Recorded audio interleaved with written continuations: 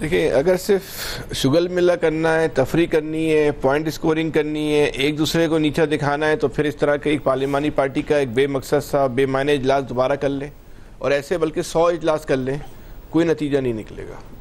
अगर आपको संजीदा काबिज करनी है, अगर हम जितनी बातें सब लोग कहते हैं कि बड़ा हसास सूरत-ए-हाल से गुजर रहे हैं, इतनी तशवीशनाक सूरत-ए-हाल पाकिस्तान की कभी नहीं थी, और वाकई ऐसा हम दिल में भी समझते हैं, तो इस वक्त पाकिस्तान में फौरी तौर पे जो है ना वो ऑल पार्टी कॉन्फ्रेंस की ज़रूरत है।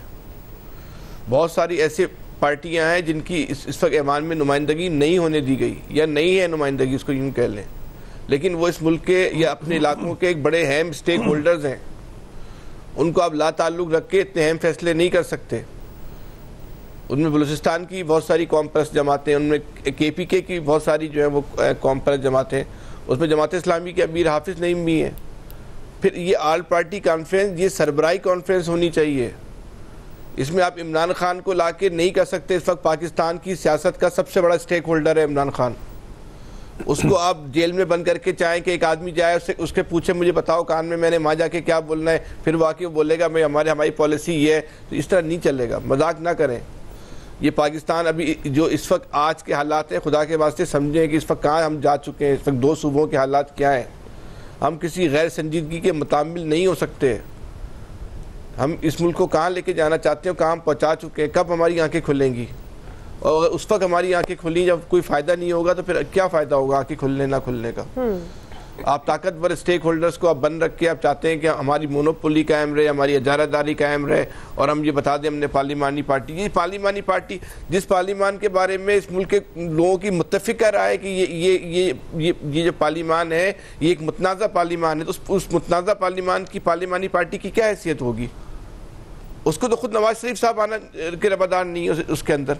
खुद नवाज शरीफ साहब जो हुक्मरान जमात है, उनके जो कायद हैं, उनके जो बानी हैं, वो भी रवादार नहीं है इस इजलास में शिरकत करने के। तो उस कमेटी की क्या हैसियत होगी। उससे आप चाहते हैं कि पाकिस्तान के मसाइल को हल कर दें, नहीं होंगे हल। ऑल पार्टी कॉन्फ्रेंस बुलाएं, सरबराही कॉन्फ्रेंस बुलाएं, जो अहम स्टेक होल्डर्स हैं उनको बुलाएं, इमरान खान को जो है वो जेल से निकाल के उसमें लेकर आएँ, गोल मेज कॉन्फ्रेंस करें, कोई उस कॉन्फ्रेंस का जो है बड़ा ना हो, सब पाकिस्तानी बन के बैठे, और वो जमातें जो पार्लियामान में मौजूद नहीं है लेकिन अब ये उनके स्टेक्स है इस मुल्क की पॉलिटिक्स, उनको उनके सरबराहों को बुलाएं और बात करें संजीदगी के साथ किस तरह इस मुल्क को निकालना है हमने बहरान से। अगर ठीक है एक दूसरे को ये करना है, कान पकड़ के लिया हो, फलना कर लो, ढिमका करो, ठीक है चल रहा पाकिस्तान चलता रहेगा, कोई प्रॉब्लम नहीं। नवीद साहब, अब नहीं चलेगा। ये जितना चल सकता था, जितना घसीट सकते थे, सब अब नहीं, ये नहीं चल पा रहा। सही बात, इस बात को समझने की जरूरत, यही समझने की जरूरत है, अब नहीं चल पा रहा। सही। नवीद साहब, अच्छा देखें तो एक चीज़ जो बार बार कही, फैसल ने भी कही, खान साहब ने भी कही, यानी इस वक्त जो सूरत हाल है, आधे से ज़्यादा पाकिस्तान जो है वो वहाँ पे शोरश है, वहाँ पे दहशतगर्दी है, वहाँ पे बदअमनी है। और हमारी जो सोच है उसको देख लें। ये जैसे खान साहब ने बात की उज़्मा बुखारी का, स्टेटमेंट से अंदाज़ा लगाएं कि कितनी संजीदा है ये कौम। यानी बिलावल ने कोई गलत बात नहीं की, बिलावल ने बिल्कुल ठीक बात की है। देखिए इस वक्त आपको, जबकि आप खुद आपकी इंटेलिजेंस कह रही है कि जी वो BLA और TTP यानी वो रिलीजियस और सेकुलर सारे दहशतगर्द मिल के पाकिस्तान के खिलाफ वो एक साथ इकट्ठे हो गए, पाकिस्तान के वजूद को खतरा है, खुदारा ये समझने की ज़रूरत है, एक एग्जिस्टेंशियल थ्रेट बन गया है। और उसमें क्या है जी, पॉइंट स्कोरिंग हो रही है। वो जी बलूचिस्तान में आप अपना वजीर आला को भेजें, वो सिंध में जो है क्यों गिरफ्तारियां, ये पॉलिटिकल पॉइंट स्कोरिंग है। वो खुदारा इससे निकलें, पाकिस्तान का वजूद खतरे में है, हम सियासतबाजी में लगे हुए हैं कि जी ये उनके ऊपर इल्ज़ाम डालें, ये इनके ऊपर इल्ज़ाम डालें। और फिर देखें ऑपरेशन ज़रब आज़म हमारा क्यों सक्सेसफुल हुआ था। रीजन बीइंग कि सारी कौम मुत्तहिद हो गई थी, इकट्ठी हो गई थी, उसमें कोई भी, सारी पार्टियां एक प्लेटफॉर्म पे इकट्ठी हुई। फिर हमने काइनेटिक डोमेन में भी उनको शिकस्त दी और फिर नॉन काइनेटिक डोमेन में भी जब तक के संजीदगी रही हम चलते रहे। उसके बाद सियासतबाजी शुरू हो गई, उसके बाद फिर पीटीआई और पीएमएलएन और पीपल्स पार्टी और वो अपने डेढ़ ईंट की मस्जिदें लेके, यानी इनको इस मुल्क का कोई भी, मुझे नहीं लगता कि इनको इस मुल्क की कोई परवाह है। यानी इस वक्त जबकि मुल्क का वजूद खतरे में है, आधे से ज्यादा पाकिस्तान अगर बलोचिस्तान और केपी को मिला दे वो खतरे में है और ये बैठे हैं जी कान से पकड़ के ले आए, ये यानी ये बातें हैं करने की। यानी ये कोई एक सेन जो है वो जो लीडर है वो इस तरह की बातें करेगा। और फिर आपने जब फैसले करने, कठिन फैसले करने, देखें इस दहशतगर्दी के नासूर को खत्म करने के लिए आपको बड़े मुश्किल फैसले करने, सही, तो मुश्किल फैसले ऐसे होंगे कि ये जो पार्लियामान में अभी बैठे हैं, यानी ये तो इसमें तो कोई दो राय अब नहीं बची कि जो है वो असल मैंडेट किसके पास है। यानी जिस पार्टी के पास असल मैंडेट है उस पार्टी को आपने माइनस कर दिया और दो चार जमातें जिनको मैंडेट दिया गया वो बैठ के और वो फिर एक नेशनल सिक्योरिटी कमेटी की मीटिंग करती हैं और वो कहते हैं कि जी फैसले कर लिए। तो बिलावल बिल्कुल ठीक कह रहे हैं, आपको सब और एक देखें ग्रैंड पॉलिटिकल रिकंसिलिएशन की जरूरत है। सही।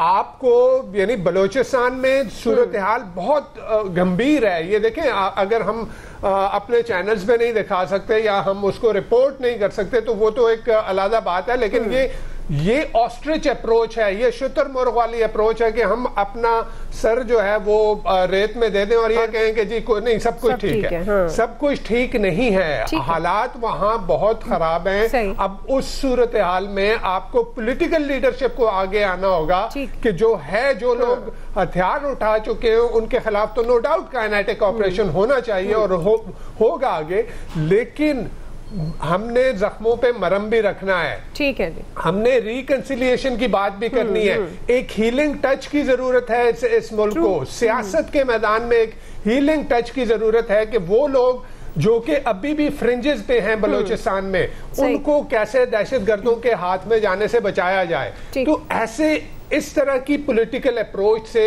इतनी इमेच्योर पॉलिटिकल अप्रोच से कि जी कान से पकड़ के ले आए और ऐसे ले आए, इससे ये नहीं होगा। आप फिक्र न करें, हम मरहम पे जख्म रख देंगे। जी इलियास साहब कितना आसान है बिलावल भुट्टो के लिए भी, जाहिर है पाकिस्तान तहरीक इंसाफ को भी लाना, और ये जो एपीसी की बात हो रही है ऑल पार्टीज कॉन्फ्रेंस की, ये ज्यादा मौजू रहेगी।